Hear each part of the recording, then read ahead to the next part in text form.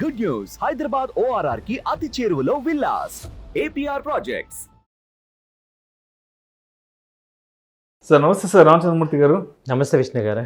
రామచంద్రమూర్తి గారు, మన Indian stock మార్కెట్లో లిస్ట్ అయిన కంపెనీస్లో ఏ కంపెనీస్ డెట్ ఫ్రీగా ఉన్నాయంటారు, ఏ స్టాక్స్ డెట్ ఫ్రీ స్టాక్స్ అంటారు అసలు? వెరీ గుడ్ సార్, మంచి క్వశ్చన్ ఇది. ఎందుకంటే చాలామందికి డెట్ ఫ్రీ కంపెనీ అంటే ఏంటంటే అసలు నీకు లయబిలిటీస్ అప్పులు లేని కంపెనీ అనమాట. సో నార్మల్గా ఇప్పుడు బ్యాలెన్స్ ఆఫ్ పేమెంట్స్ ఉంటాయి రెగ్యులర్గా ఉన్నదాన్ని, అది ఓకే. అంతేగాని ఓవరాల్గా విపరీతమైన అప్పుల్లో కుంగిపోయి ఇప్పుడు మొన్న హిండెన్బర్గ్ రిపోర్ట్ లాగా వచ్చాయి, కంపెనీ మొత్తం డెట్ మీద నడుస్తుంది అనుకోండి, అది ఫుల్ డెట్ అంటాం.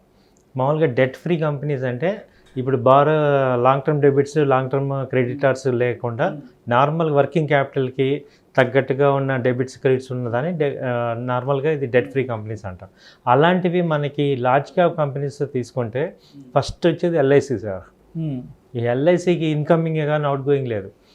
సో మనకి అసలు ఆ బిజినెస్సే అలాంటిది. ఇన్సూరెన్స్ బిజినెస్ అంతా కూడా ఇన్కమింగే కానీ వాళ్ళకి ఏమీ పెద్దగా ఖర్చు అయ్యేది ఉండదు. అంటే ఇంటర్నేషనల్ ఇంపాక్ట్ అవటం, ఇప్పుడు రా మెటీరియల్ ఇంపాక్ట్ అవటం, తర్వాత కరెన్సీ ఫ్లక్చుయేషన్స్ రావటం, ఇవేమీ లేవు వాటికి. ప్రోడక్ట్ బేస్డ్ కాదు, సర్వీస్ బేస్డ్, మేజర్గా సర్వీస్ బేస్డ్ అన్నీ అలాగే ఉన్నాయి.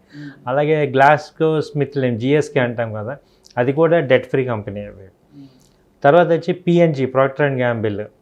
సో ఇవన్నీ లార్జ్ క్యాప్ కంపెనీస్లో డెట్ ఫ్రీ. అలాగే HDFC, సేమ్ HDFC కూడా ప్రొడక్ట్ బేస్డ్.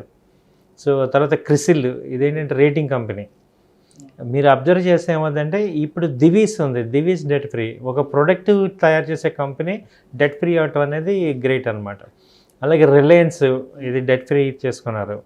అలాగే ITC కంపెనీ, ITC కూడా డెట్ ఫ్రీ కంపెనీ ఇది. అలాగే హిందుస్థాన్ యూనిలివర్, తర్వాత లార్జ్ క్యాప్లో TCS, ఇన్ఫోసిస్, అలాగే ఇన్ఫో ఎడ్జ్, నౌకరీ అంటాం కదా, info edge, SBI life. So ఇవన్నీ కూడా డెట్ క్యాప్ కంపెనీ కిందకి వస్తుంది. ఇది హాల్, హిందుస్థాన్ ఏరోనాటిక్స్ లిమిటెడ్.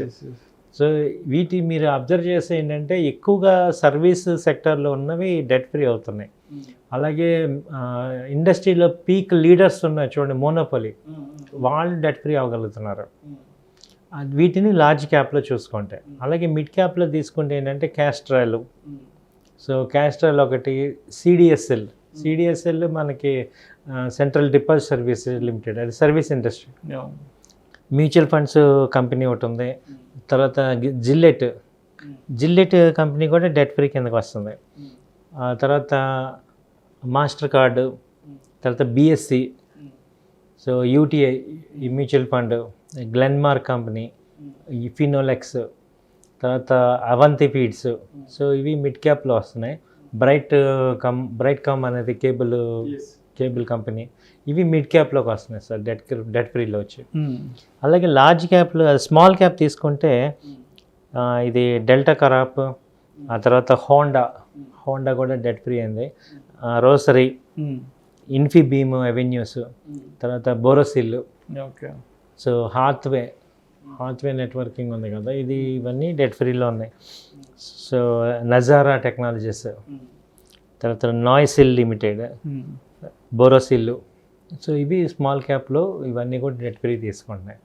ఎందుకంటే వీళ్ళకి డెట్ ఫ్రీ మేజర్గా డెట్ ఉన్న కంపెనీలు, ఇక్కడ ఒక క్వశ్చన్ వస్తుంది, డెట్ ఉన్న కంపెనీ పర్ఫామ్ చేయలేదా, డెట్ ఫ్రీ ఎందుకు అవుతున్నాయి, అలాగే డెట్గా ఉన్న కంపెనీలో ఇన్వెస్ట్ చేయకూడదు. ఇప్పుడు ఈ కాంటెక్స్ట్లో ఏమవుతుందంటే ఓన్లీ డెట్ ఫ్రీ కంపెనీలో ఇన్వెస్ట్ చేయడం వల్ల ఏమన్నా ఎక్కువ ప్రాఫిట్స్ వస్తాయా అనేది ఒకటి ఉంది. ఇక్కడ ఏంటంటే ఇక్కడ పాయింట్, మీ దగ్గర డెట్ ఉందా లేకపోతే నువ్వు డెట్ ఫ్రీయా ఇంపార్టెంట్ కాదు, ఉన్న కాస్ట్ ఆఫ్ క్యాపిటల్ని అలా యూటిలైజ్ చేస్తున్నాం. కాస్ట్ ఆఫ్ క్యాపిటల్ అంటే ఇప్పుడు మన దగ్గర ఉన్న అమౌంట్ని బిజినెస్ ఆపరేషన్స్ని యూజ్ చేసి ఎంత అవుట్పుట్ తీయగలుగుతాము, అది మేజర్ పాయింట్. సో ఇప్పుడు డెట్ ఫ్రీ అవటం వల్ల ఏమవుతుందంటే ఈ ఇంట్రెస్ట్ మార్జిన్ అనేది ఇక్కడ మిగులుతుంది. అది కంపెనీ ప్రాఫిట్స్కి డివిడెండ్స్ రూపంలో కానీ ప్రాఫిట్కి ఇవ్వడానికి స్కోప్ అవుతుంది. సో ఇంట్రెస్ట్ మార్జిన్ అనేది ఒకటి తగ్గటం వల్ల ఈ డెట్ ఫ్రీకి వస్తుంది.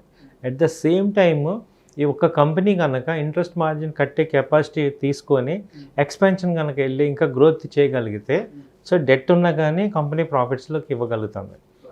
సో ఈ రెండు కూడా మీరు అర్థం చేసుకోవాల్సిందిగా కోరుతున్నాం. సో డెట్ ఫ్రీ ఉన్నంత మాత్రానే ఇది టాప్ కాదు, లేకపోతే డెట్స్ ఉన్నంత మాత్రం నా కంపెనీ అండర్ పర్ఫార్మెన్స్ని వన్ ఆఫ్ ద ఫ్యాక్టర్ కన్సిడరేషన్కి ఇది.